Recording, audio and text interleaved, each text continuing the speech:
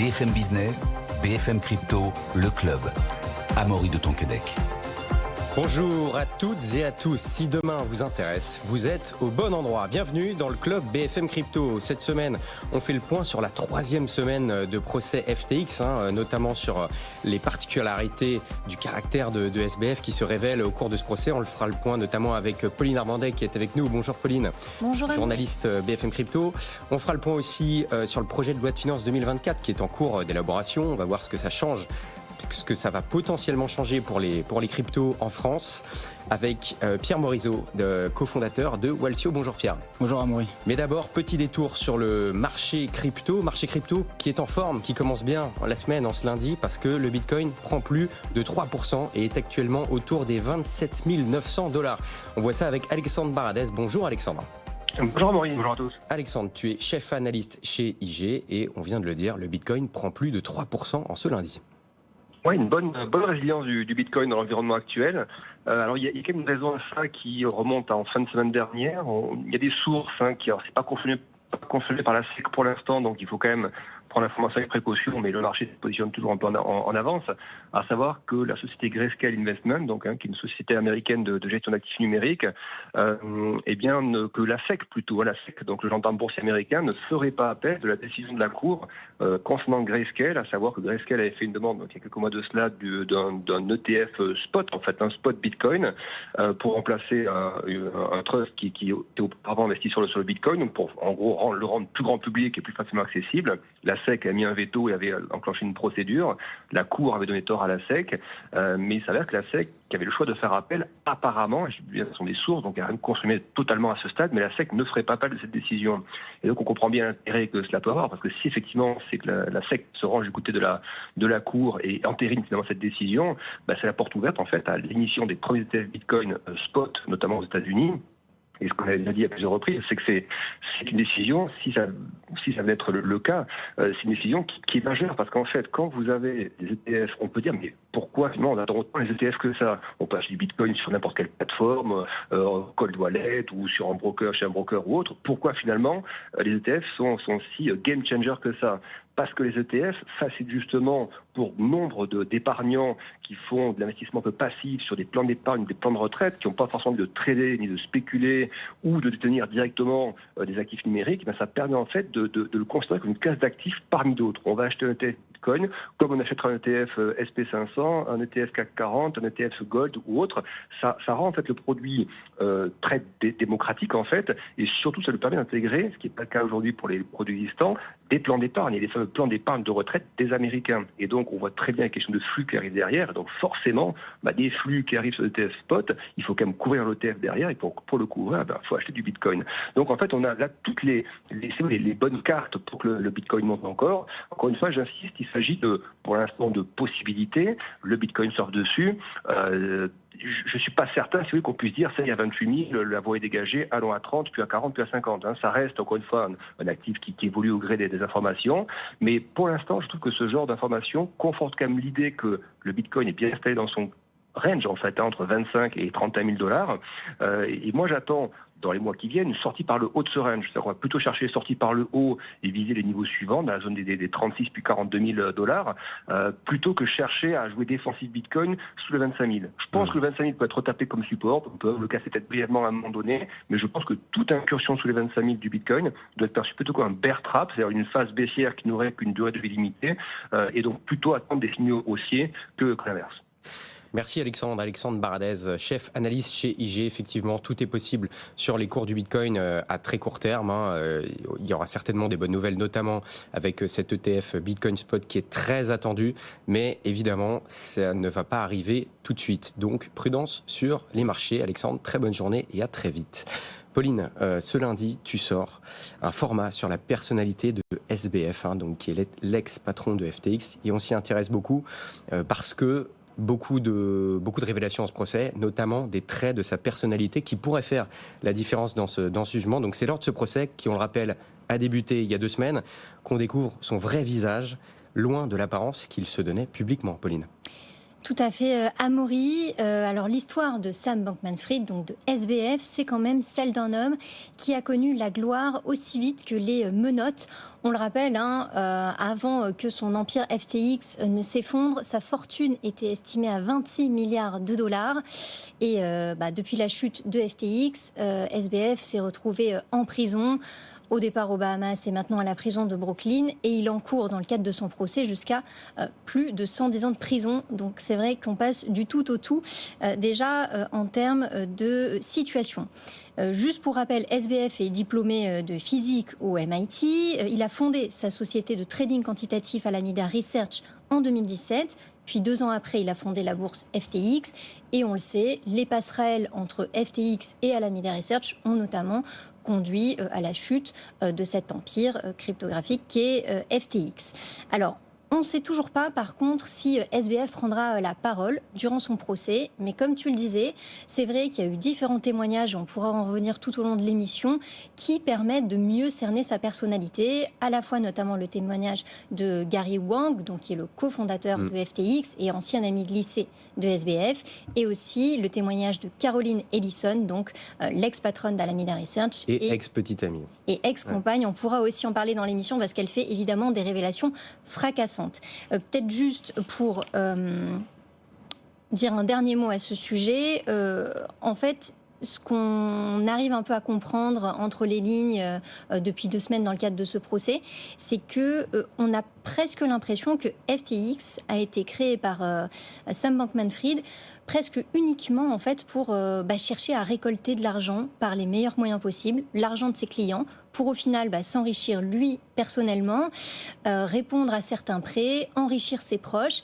Et donc on voit vraiment une stratégie depuis 2 semaines qui est évoquée et qui montre une certaine personnalité de cet ex-patron des cryptos. Bon, donc ça veut dire qu'il aurait déjà eu en tête, avant même en créant la plateforme FTX, il avait déjà l'idée de subtiliser l'argent à ses clients et aurait déjà eu potentiellement des intentions malhonnêtes. Mais justement, Pauline, à quoi ont servi, pour l'instant, de ce qu'on sait, les fonds des clients de FTX?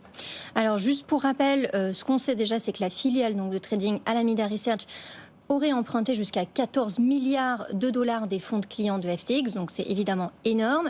Une ligne de code permettait à cette filiale d'emprunter jusqu'à 65 milliards de dollars, donc évidemment c'est encore des montants qui sont astronomiques. Et pour répondre à ta question, donc du coup, comment ont été utilisés ces fonds? Déjà, ils ont permis à combler les pertes financières d'Alameda Research, puisque on sait en fait que cette filiale avait un peu contracté des prêts auprès de différents aussi géants de l'industrie, que ce soit BlockFi, que ce soit Genesis Capital. Et en fait, ces sociétés, elles se sont retrouvées en difficulté au printemps 2022, lors du premier crack crypto. Et en fait, ces sociétés ont voulu récupérer aussi un peu leur argent. Et Alameda n'a pas vraiment été en mesure de pouvoir rembourser ça. Donc le bilan d'Alameda a continué à s'assombrir.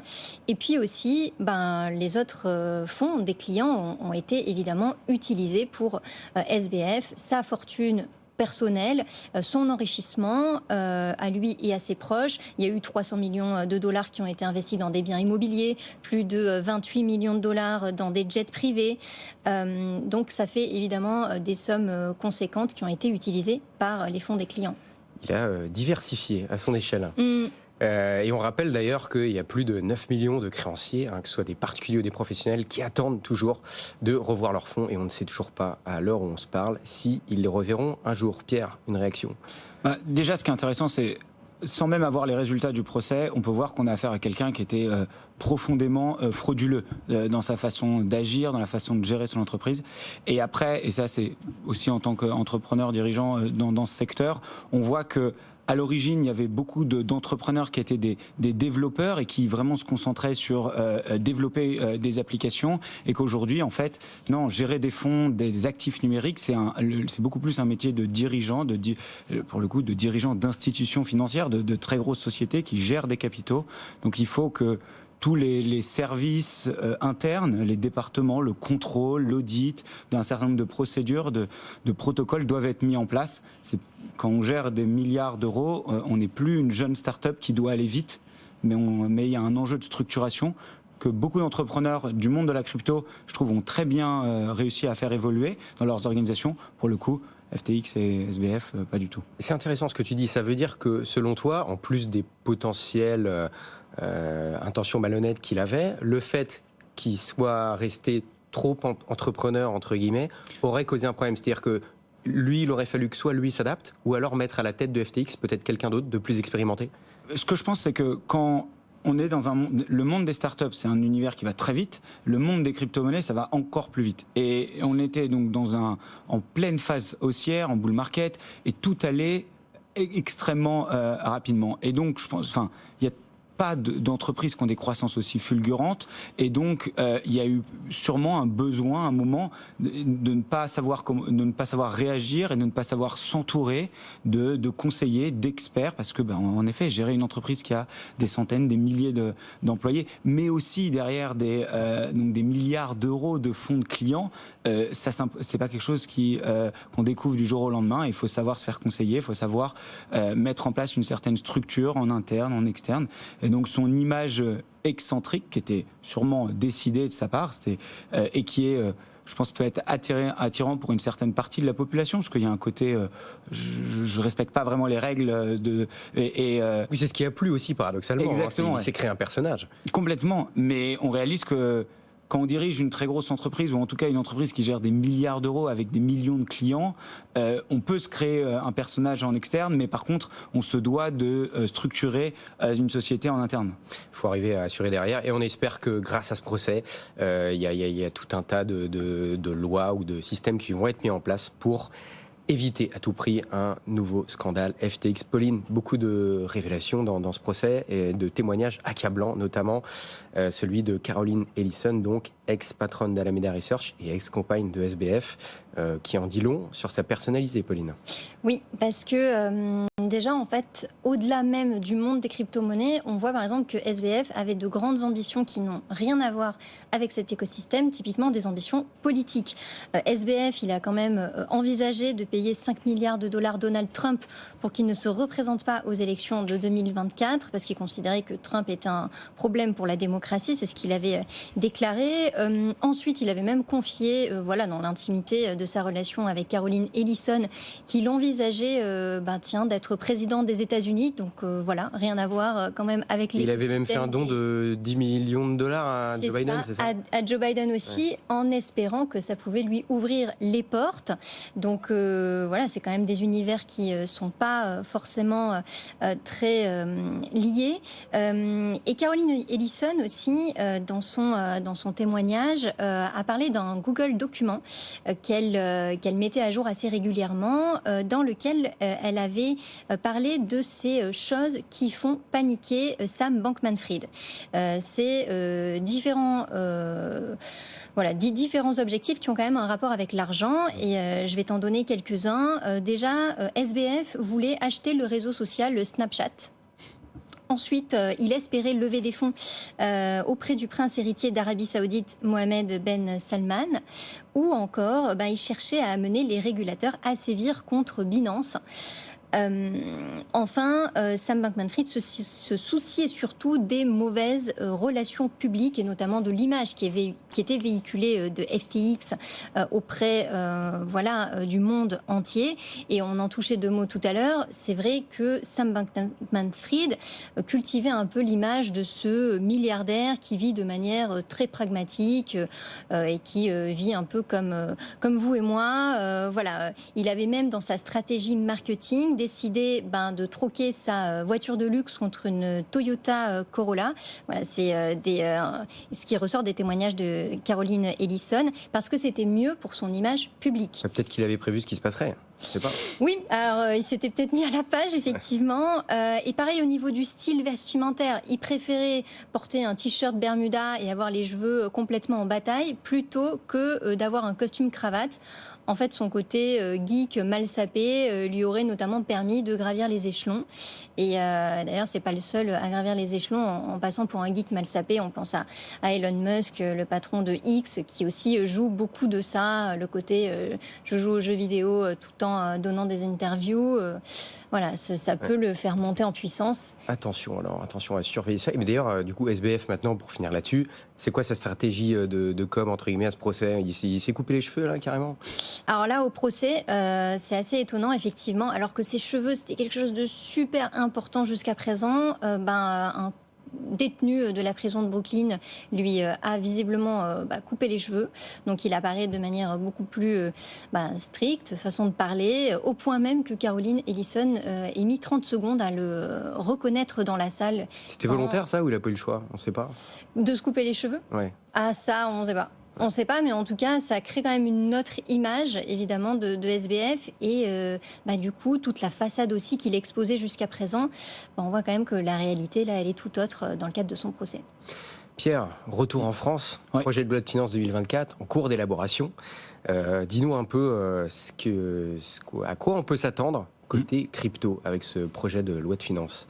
Alors le projet de loi de finances, c'est un projet qui est déjà annuel où on est discuté, débattu sur les sujets du budget, donc les dépenses et les recettes de l'État.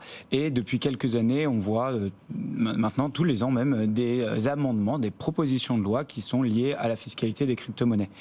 Cette année, il y en a eu peu. Moins de présentées que les années précédentes, et notamment une principale qui a été de se dire proposer de reporter une moins-value globale, c'est-à-dire si durant l'année on a réalisé des plus-values, d'autres des moins-values, et si cette somme de toutes ces plus et moins-values, c'est-à-dire qu'à la fin de l'année on a réalisé une moins-value imposable, se dire qu'on peut la reporter, un petit peu comme le cas d'une entreprise qui réalise un déficit et qui peut, à des fins fiscales, reporter ce déficit. Oui, c'est ça, on le rappelle Pierre. Du coup, aujourd'hui, vous payez 30% d'impôts sur les gains que vous avez, sur vos gains, mais par contre, on peut déduire tout ce qui est moins-value. Mais par contre, là, l'idée, ce serait de étendre le délai, de passer de 1 an à 3 ans. En fait, c'est ça. Aujourd'hui, durant l'année, on fait la somme de toutes les plus et moins-values durant l'année, du 1er janvier au 31 décembre. Et si on a une moins-value à la fin, donc là, c'était de se dire, on peut la déduire d'éventuelles plus-values à venir. Ce qui est quelque chose qui est, dans le monde de la fiscalité, très fréquent. Ça peut être intéressant, surtout en ce moment. Ça peut être le monde des crypto-monnaies, il est particulièrement cyclique, c'est-à-dire que c'est quelque chose qui est cohérent avec les propriétés. Pour l'instant, c'est des cycles de 4 ans à peu près. Voilà. En tout cas, depuis sa création, on voit des phases c'est clair que c'est volatile. On voit des années où il y a des hausses significatives et des années où il y a des corrections aussi importantes. Et donc, ce serait intéressant, et surtout que ce serait aussi intéressant dans un axe de cohérence avec les autres régimes fiscaux, parce que c'est quelque chose qu'on voit, et aussi c'est une mesure qu'on peut voir dans plein d'autres pays, aux États-Unis, au Canada, en Allemagne, une mesure fiscale pour les crypto-monnaies. Et sur ce point, elle a été en première, donc elle a été déposée par une députée, à l'Assemblée nationale, a été refusée. Et ce qui est intéressant, et quand on sonde un peu le gouvernement, Bercy, sur la raison, c'est aujourd'hui en France, le fait que les opérations entre les crypto-monnaies sont non imposables, c'est déjà un grand avantage pour les particuliers, pour les individus. Et donc, ce serait un peu excessif, pour utiliser leur terme, d'offrir cette possibilité de reporter une moins-value. Bon, donc pour l'instant, ça peut se faire ou ça paraît compromis là? Pour être très honnête, c'est difficile d'estimer, mais je pense que en l'état, il y a besoin encore d'un peu de travail, d'éducation, de présentation des enjeux, et pour voir vraiment les choses passer. Mais ça a aussi une fonction, je trouve, éducatrice de montrer que ce qui se passe dans d'autres régimes fiscaux et aussi dans d'autres pays. Bon, ça permettrait d'harmoniser l'ensemble des régimes fiscaux. Et d'ailleurs, tu parlais d'éducation. En crypto, on peut aussi avoir des revenus passifs. Ouais. Jusqu'à maintenant, ils ne sont pas imposables, notamment avec... il y a plusieurs façons d'avoir des revenus passifs en crypto, notamment avec du stacking. Donc ça veut dire qu'on confie à une blockchain des tokens de certaines blockchains, et en récompense, on a des tokens. Et pour l'instant, ces tokens-là ne sont pas imposables, mais ça pourrait le devenir. C'est ça. En fait, il faut savoir, en France, on a un flou juridique sur ce sujet. C'est-à-dire qu'il n'y a pas une position claire donc de l'administration fiscale ou des textes de loi sur le sujet. Ce qui se passe, c'est qu'il y a un petit peu deux options. Historiquement, la plupart des individus ne déclarent pas au moment de la réception de ces gains. C'est-à-dire dès qu'on a un dépôt, on peut en avoir toutes les minutes, toutes les heures, tous les jours, tous les mois, des fractions, des petits gains, c'est des tout petits montants, mais bon, qui accumulés génèrent un certain revenu. Et donc, pareil, en France, historiquement, on n'a pas de position très claire de l'administration fiscale. On a eu, et ça c'est plus nous dans nos clients, Waltio, mais aussi en échangeant avec les professionnels du droit du secteur, un certain nombre de retours comme quoi l'administration fiscale challengeait cette position. Et se disait, ça devrait être quelque chose d'imposable. Et donc, c'est-à-dire, au moment où on les reçoit, ça devrait être un fait générateur d'impôts. On devrait calculer des gains ou déclarer des gains via un autre régime fiscal, celui des bénéfices non commerciaux. Ce qui se passe, c'est que les professionnels du droit s'accordent à dire que ça devrait être imposable, mais pour des raisons pratiques, et ce manque de précision... C'est assez compliqué à calculer. Hein. C'est évident. Alors là, je suis assez d'accord. Parce que les rendements changent en plus au cours du temps. Hein. Il faut stacking, par exemple. Complètement. Et, enfin, en tant que président d'une société qui est éditeur de logiciels fiscaux, nous, maintenant, on voit tout le sens et l'utilité d'être aidé par un outil tiers et donc et d'un vrai assistant fiscal. Mais en effet, pour calculer le montant, donc au moment du dépôt, connaître la valeur, c'est particulièrement fastidieux, chronophage à faire à la main. Mais donc aujourd'hui, il y a un travail donc de Bercy, qui est d'ailleurs en échangeant aussi avec l'ADAN, donc l'association pour le développement des actifs numériques. Tout à fait, de se dire comment est-ce que on pourrait s'assurer, enfin en tout cas Bercy aimerait bien avoir une précision ou le préciser pour dire si oui ou non c'est imposable. Il y a des chances qu'on voit en tout cas le sujet, je pense que ce serait intéressant de le suivre, il y a des chances que cela bouge ou en tout cas qu'on ait des précisions. Eh ben, on va suivre tout ça avec attention. Il y a une directive aussi, la directive DAC8. Oui. Pierre, qu'est-ce que c'est et quelles sont les conséquences potentielles pour les détenteurs de crypto? Alors ça c'est très intéressant, c'est une directive qui est européenne, c'est-à-dire que si on a vu aujourd'hui en Europe une impossibilité d'harmoniser les régimes fiscaux, on voit que l'Union européenne, et sur le sujet fiscal, toujours lié aux crypto-monnaies, a l'air d'être très proactif et utile sur plutôt mettre en place des moyens pour faciliter la coopération administrative, c'est-à-dire en gros aider à ce que les administrations fiscales travaillent entre elles au sein de l'Union européenne. Donc il y a eu plusieurs directives sur des sujets qui n'avaient rien à voir avec les cryptos, et là la numéro 8 est dédiée aux crypto-actifs, aux crypto-monnaies, et en gros elle explique que désormais les PSAN devraient déclarer, informer donc le régulateur de toutes les transactions réalisées par leurs clients. Donc ce qu'on va voir, c'est que cette directive a été proposée en début d'année, elle a été votée récemment à l'unanimité et donc ce ne sera pas dans les prochains mois que ce sera mis en place, c'est une directive européenne, après ça doit être retranscrit localement dans chacun des pays, mais dans les prochaines années, on va avoir donc l'Union européenne qui va mieux se structurer, automatiser le contrôle et donc qui permet à chaque État d'avoir beaucoup plus facilement accès aux informations liées, aux transactions réalisées par les détenteurs de crypto-monnaies. Merci beaucoup Pierre Morisot, cofondateur de Waltio. Tu viendras, Pierre, nous reparler de tout ça parce qu'il y a beaucoup de choses à suivre, juridiques qui arrivent avec le projet de loi de finances 2024, comme on vient de le souligner. On va suivre tout ça de très près. Merci beaucoup Pauline Armandet, journaliste BFM Crypto. Pauline, tu nous parlais tout à l'heure de la personnalité de SBF. Sachez qu'il y a un papier qui vient d'être publié par Pauline sur le site de BFM Crypto. Allez le consulter et on est lundi. C'est la newsletter BFM Crypto qui est gratuite, on le rappelle. Abonnez-vous si ce n'est pas déjà fait. Merci de nous avoir suivis. Bonne journée, bonne soirée et à demain. BFM Business, BFM Crypto, le club.